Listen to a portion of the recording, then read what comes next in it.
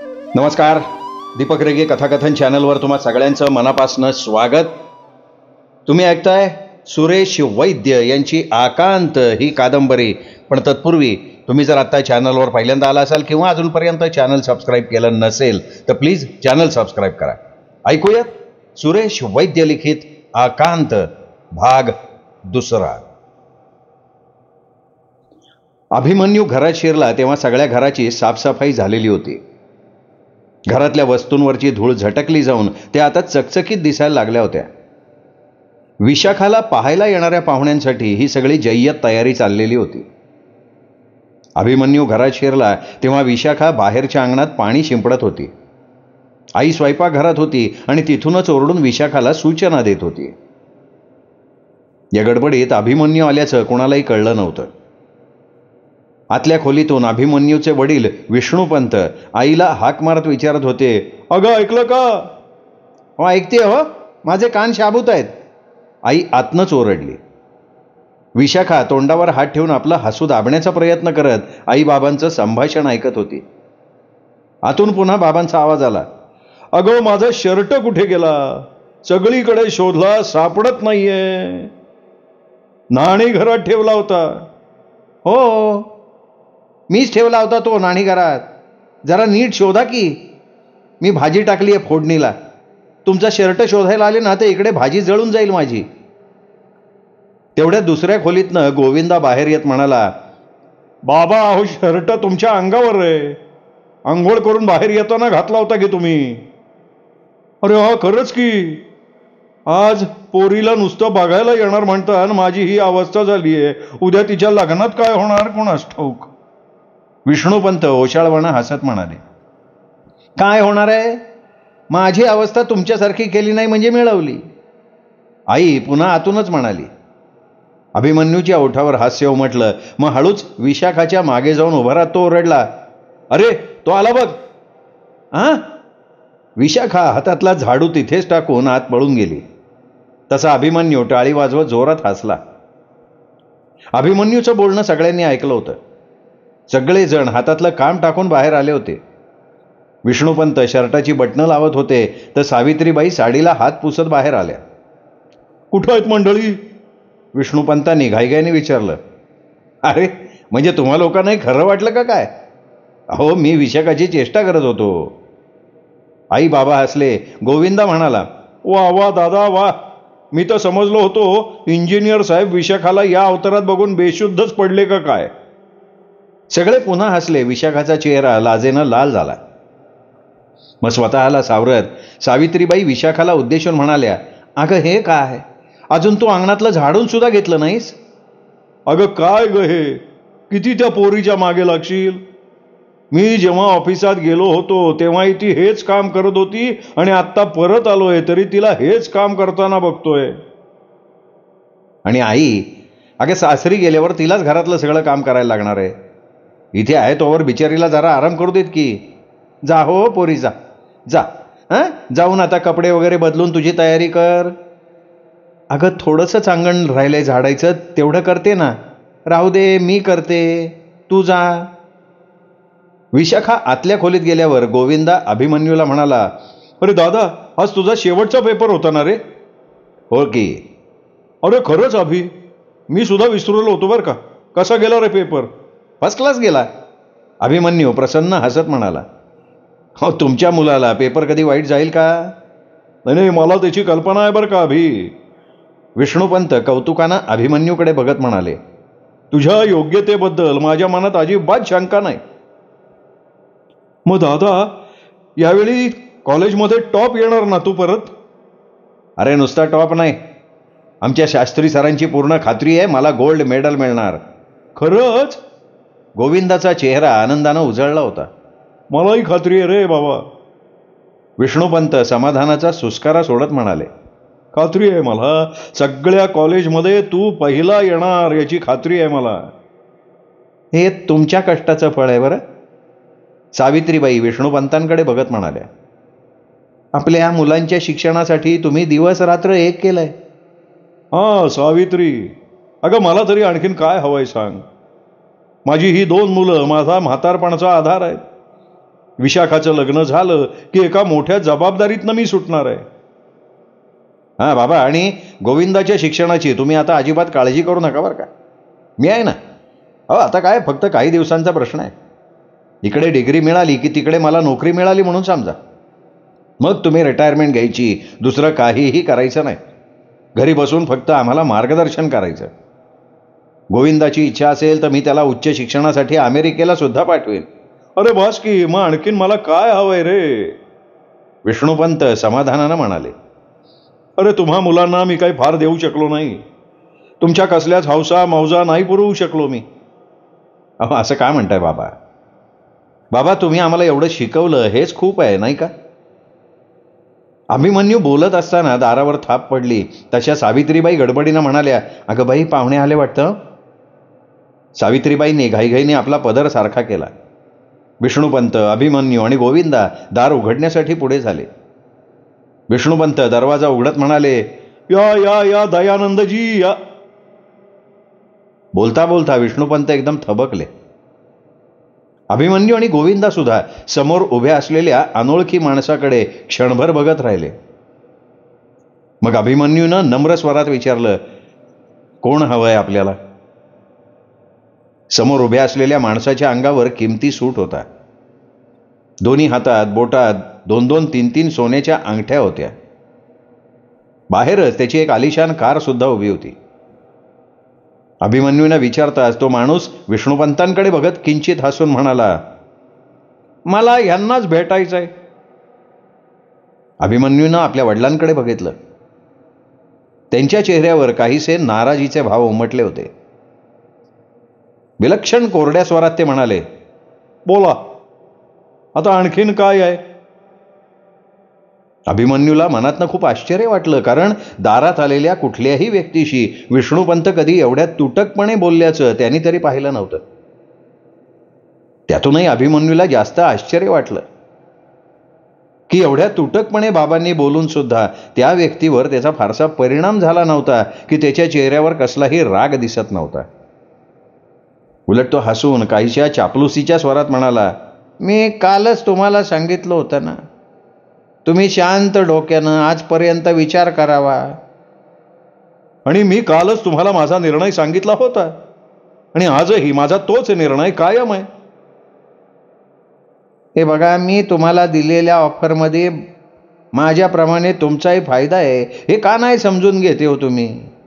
कारण मी अजाण बालक आहे, अज्ञानी आहे, मूर्ख आहे. विष्णुपंतांचा आवाज काहीसा चढला होता. तुमचं बोलणं समजण्या इतकी अक्कल माझ्यात नाही, आलं लक्षात? हे बघा विष्णुपंतजी, मिस्टर शहा, माझ्या दारात आलेल्या माणसाचा अपमान करण्याची माझी इच्छा नाहीये. तसं काही पाप माझ्या हातून घडण्यापूर्वी तुम्ही इथून जावं हे उत्तम. अहो पण शहाचं बोलणं पूर्ण ऐकून घेण्याआधीच विष्णुपंतांनी त्याच्या तोंडावरच दार बंद करून टाकलं. तोंडातल्या तोंडात काहीतरी बडबडत ते दारापासून बाजूला झाले. अभिमन्यू, गोविंदा, सावित्रीबाई आश्चर्यानं त्यांच्याकडे बघत राहिले. शेवटी धीर करून अभिमन्यूनं विचारलं, हा माणूस कोण होता बाबा? अरे होता एक निर्लज्ज, पैशाची गुर्मी असलेला माणूस. विष्णुपंत कपाळावर आठ्या घालत म्हणाले, अरे गेले 7-8 दिवस अगदी हैराण केलंय मला या माणसाने.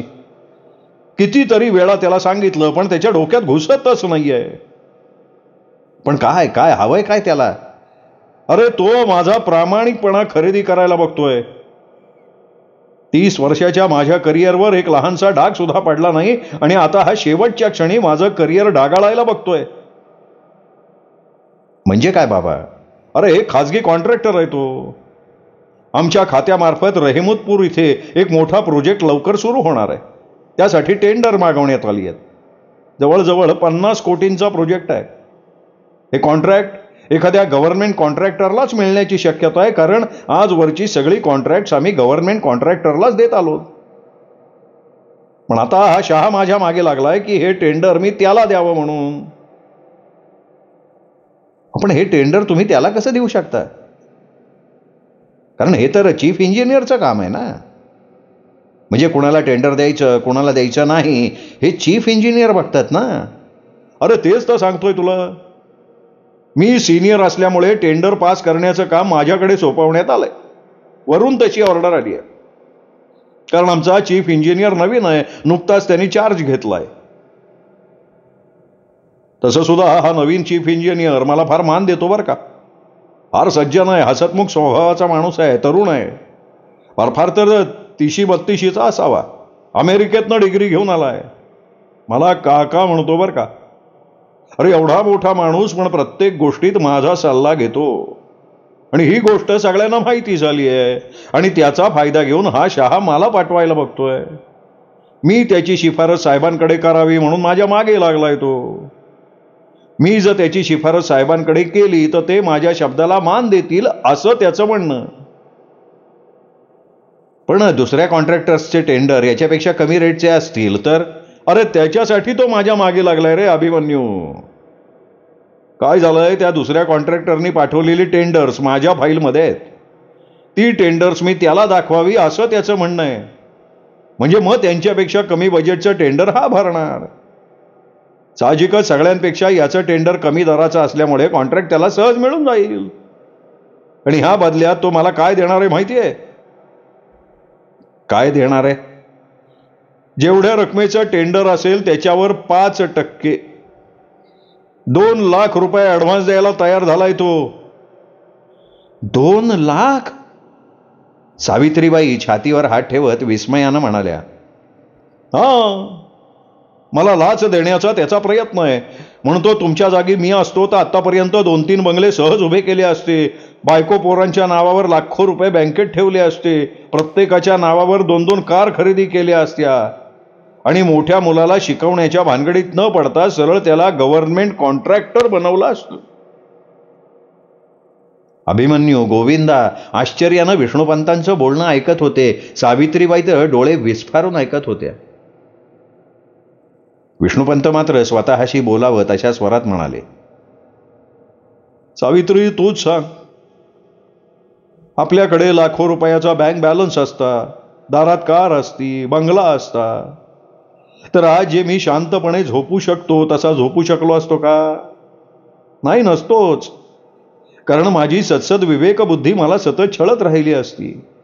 डोक्यावर सतत एक प्रकारची टांगती तलवार राहिली असती. आपला आत्मा विकून कधी कोणाला शांती मिळत नाही. विष्णुपंत बोलत असताना पुन्हा एकदा दारावर थाप पडली. तसे विष्णुपंत त्रासिक मुद्रा करून अभिमन्यूला म्हणाले, बघ रे, तो निर्लज्ज पुन्हा आला का काय? आणि तोच असेल ना, त्याला स्पष्ट शब्दात सांग. मला त्या माणसाचं तोंड बघायची इच्छा नाही म्हणून. अभिमन्यूने पुढवून दार उघडलं. मग झटकन दारातून मागे सरकत आदरयुक्त स्वरात म्हणाला, अरे दयानंद काका, या या या या. अभिमन्यू असं म्हणताच विष्णुपंत घाईघाईनं पुढे येत चेहऱ्यावरची नाराजी पुसून टाकत प्रसन्न स्वरात म्हणाले, अरे ये ये दयानंद, ये बाबा ये. विष्णुपंतांनी दयानंदचा हात धरून त्याला आत घेतलं. अभिमन्यूनेही रमेशचा हात धरून त्याला बैठकीच्या खोलीत आणून सोफ्यावर बसवलं. अरे तुम्हाला बघून मला किती आनंद झालाय म्हणून सांगू दयानंद. आम्हाला बघून का तुमच्या होणाऱ्या जावयाला बघून? दयानंदनं हसून विचारलं. तसे विष्णुपंत हसले आणि म्हणाले, अरे रमेशला तर मी तुझ्याकडनं ह्यापूर्वीच मागून घेतलं होतं. आणि मी सुद्धा दिलेल्या वचनावर आजपर्यंत दृढ आहे. तसं रमेशनं इंजिनिअरिंगची परीक्षा पास केल्यापासून आमच्याकडे मोठी मोठी स्थळं चालून येत आहेत. कोणी कार बंगला द्यायला तयार आहे, कोणी 2-3 लाख रुपये हुंडा द्यायला तयार आहे. अरे मग काय, आजकाल एवढा शिकलेला सवरलेला मुलगा मिळतो कुठे? पण आज मी तुला बोलवलं ना, ते सगळं काही स्पष्ट सांगण्यासाठी. मागावून उगाच गैरसमज नको. कसला गैरसमज? हे बघ, तुला माहिती आहे दयानंद, मी काही कोणी फार श्रीमंत माणूस नाहीये. एक साधा क्लार्क आहे मी. आणि म्हणूनच मी रमेशला फार काही देऊ शकणार नाही. जो काही फंडातनं पैसा मिळणार आहे त्यातच विशाखाचं लग्न करायचं असं मी ठरवलंय. माझ्याकडून जेवढं शक्य होईल तेवढं मी नक्कीच करेन. दयानंदांचा एवढा वेळ हसरा असणारा चेहरा एकदम गंभीर झाला. आवाजात सहजपणा आणत पण ठाम स्वरात ते म्हणाले, पण मी तर किमान 1 लाखाचा आकडा मनात धरलाय. तेवढे तरी किमान मिळायला पाहिजेत. 1 लाख? विष्णुपंत एकदम हबकून उद्गारले. अरे बाबा, हो, इंजिनियर मुलासाठी 1,00,000 म्हणजे काही फार नाही. शिवाय स्कूटर नाही तर मोटरसायकल तरी हवीच. अरे पण काय करतोयस? एवढ्या स्वस्तात एवढा चांगला जावई मिळतोय हे तुझं नशीब समज. आणि 1,00,000-1,50,000 म्हणजे तुझ्या दृष्टीने काही फार नाहीत. तुझ्या खुर्चीवर बसलायस तिथे रोज एवढी कमाई होत असणार तुला. काय काय कमी काय आहे तुला? 1,00,000-2,00,000 रुपये तुझ्या घरात धूळ खात पडलेले असतील. विष्णुपंतांनी काहीशा उतरलेल्या चेहऱ्यानं सावित्री आणि अभिमन्यूकडे बघितलं. मग आवंढा गिळत खोल गेलेल्या आवाजात ते दयानंदकडे बघत म्हणाले, अरे पण दयानंद, तुला माहितीये की मी लाज घेत नाही हेच ना. दयानंद विष्णुपंतांचं वाक्य पूर्ण करत म्हणाले, हो, आजवर मी कधीही असल्या पापाच्या कमाईला हात लावलेला नाही. आणि मी काय जणू पापाच्या कमाईवर बंगला बांधलाय नाही का? माझा रमेश आलिशान कारमध्ये बसूनच कॉलेजला जात होता.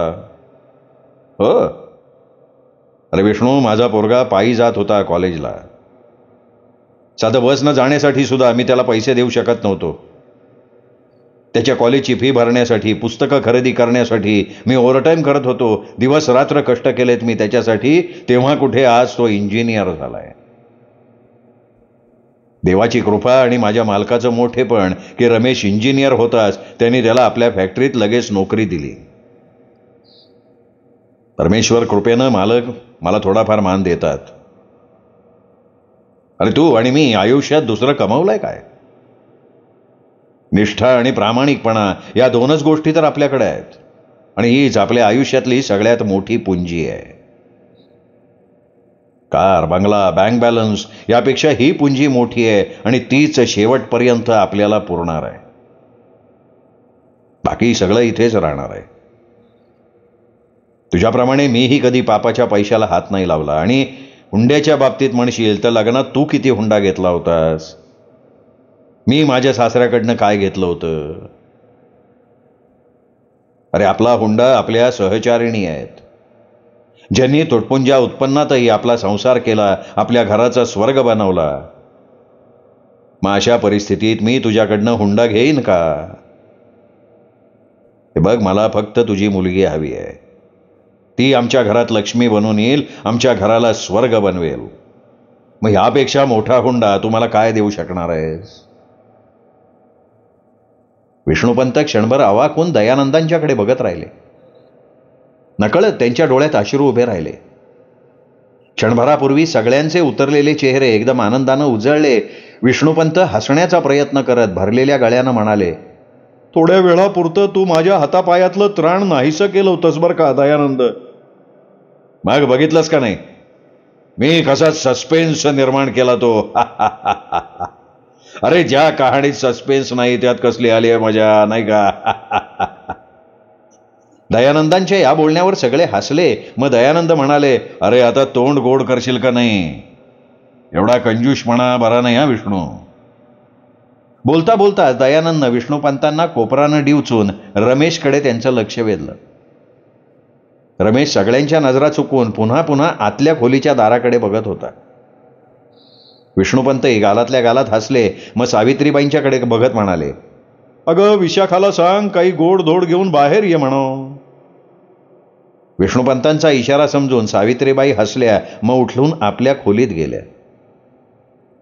क्षणभरानं विशाखा हातात ट्रे घेऊन खालमानेनं बाहेर आली.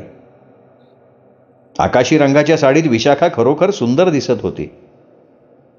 तिच्या गोऱ्या पान हातात 2-2 काचेच्या बांगड्या होत्या. लांब सडक काळ्याभोर केसांचा एकच शेपटा तिच्या कमरेच्याही खाली रुळत होता. त्यावर मोगऱ्याच्या फुलांचा गजरा मांडला होता तिने. कपाळावर असणाऱ्या छोट्याशा लाल चुटूक टिकलीनं तिच्या चेहऱ्याला एक वेगळं सौंदर्य प्राप्त झालं होतं. डोळ्यातले लाजरे भाव त्यात भरच घालत होते.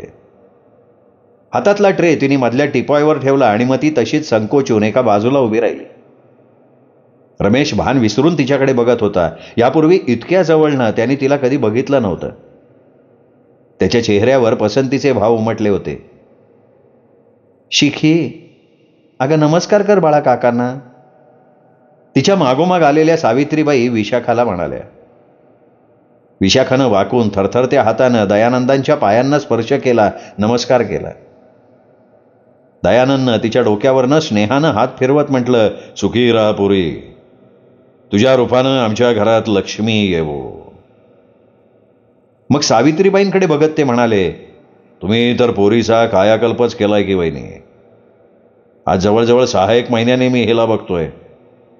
आमचं नशीब थोर म्हणून अशी रूप गुणसंपन्न सून आम्हाला मिळाली.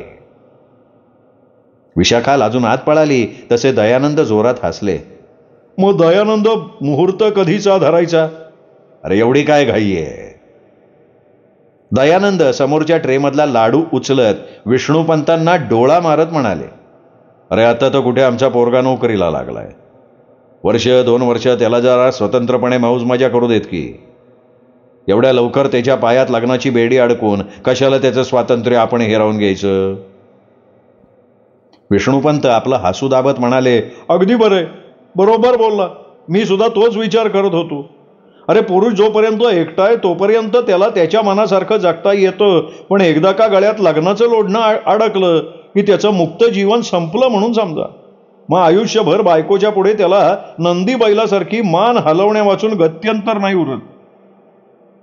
रमेशचा चेहराच एकदम उतरला. बसल्या जागी तो चुळबुळ करायला लागला. विष्णुपंतांचं बोलणं ऐकून सावित्रीबाई पदर सारखा करत काहीशा लटक्या रागानं म्हणाल्या, का हो, म्हणजे मी तुमच्या गळ्यातलं लोढणं आहे? अगं हे मी तुला थोडंच म्हणालो. मग काय बाहेर आणखीन एखादं लोढणं गळ्यात अडकून घेतलंय काय? विष्णुपंत दयानंदकडे बघत मिस्किल हसत म्हणाले, एक लोढणं गळ्यात अडकून मी आयुष्यभर पस्तावलोय आणि ही बघा दुसऱ्या लोढण्याचं बोलतीये. बरं असं काही बोलू नका, नाही तर लग्नाचं नाव काढतात दुसरे घाबरून जातील. इथे लग्नाचे दोघे बसलेत. असं म्हणत त्यांनी रमेश आणि अभिमन्यूकडे डोळ्यांनी संकेत केला. हो, आणि माझीला काय जणू 4-4 पोरं आहेत मला. आमची आई ना नेहमी ह्या तिसऱ्याला विसरून जाते बरं का. गोविंदा गंभीरपणाचा आव आणत म्हणाला. सगळेजण जोरात हसले. गोविंदाही काहीसा हसत म्हणाला, अरे हसताय काय? आमच्या रमेश भाऊजींचा चेहरा कसा झालाय बघा. तिकडे द्या की लक्ष कोणीतरी. बाबा काका तुम्ही दोघंही आता रिटायर व्हायला आलाय, तेव्हा आता तुम्हा दोघांचं काहीही चालणार नाही. आमच्या म्हणण्याप्रमाणे हे लग्न लवकरच होणार, अगदी पहिल्या मुहूर्तावर होणार. काय समजलं? समजलं रे बाबा. रमेशला मी बरोबर आणलं होतं, पण त्याचा वकील पहिल्यापासून इथे उपस्थित आहे ह्याची मला कुठं कल्पना होती. नाही वकील नाही, जड्ज म्हणा, जड्ज. आणि जड्ज साहेबांनी दिलेला निर्णय अंतिम असतो बरं का. ठीक आहे जज साहेब, कोर्टाचा निर्णय आम्हाला मान्य आहे, दयानंद म्हणाले. आणि मग विष्णुपंतांकडे बघत त्याने विचारलं, मग केव्हाचा मुहूर्त काढतोय सुप्रीम कोर्ट? येत्या महिन्यातला पहिल्या आठवड्यातला मुहूर्त धरू की. ठीक आहे. 1 तारखेला तुझा पगार होतो, त्यामुळे खर्चाची काय काळजी नाही आम्हाला, दयानंद हसून म्हणाले. रमेशचा चेहरा आनंदानं उजाळला. गोविंदा अभिमन्यूच्या जवळ सरकत सगळ्यांना ऐकू जाईल अशा आवाजात म्हणाला, अरे अभिदादा एक गडबड झाली रे. काय रे, कसली गडबड झाली? अभिमन्यूनं काहीसं घाबरून विचारलं. अरे यांच्याबरोबर आपलंही लग्न होईल म्हणून मी हा निर्णय घेतला होता. असं होऊ शकणार नाही का रे दादा? तू माझ्यासाठी एखादी मुलगी बघून टाक ना. फक्त उंचीनी माझ्यापेक्षा छोटी असली म्हणजे झालं, म्हणजे तिच्या गळ्यात दोरी अडकवणं सोपं जाईल ना मला.